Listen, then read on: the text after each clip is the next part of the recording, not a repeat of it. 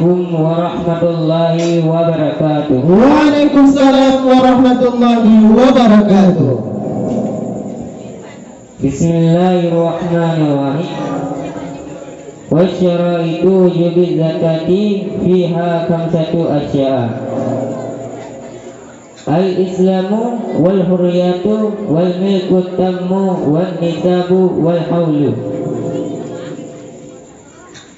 Dan bermula syarat-syarat wajib zakat fiha padanya zakat emas dan perak khamsatu asya, itu 5 segala perkara.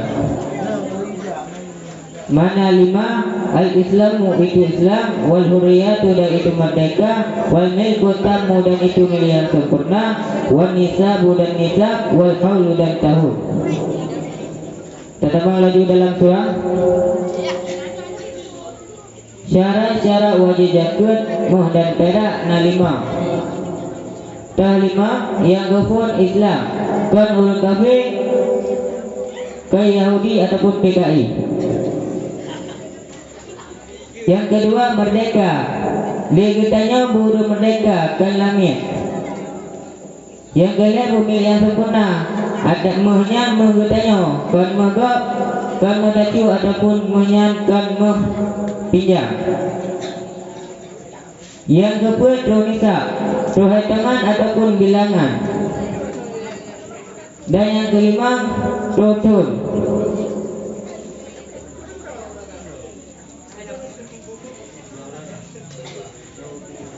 Oke, Dewan Juri Desain Guru Islam.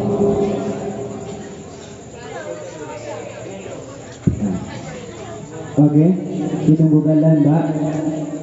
Fiha khamsatu asya'a. Dibaca daerah kalimat tersebut. Fi harap jar, hasil lemah, kebina dia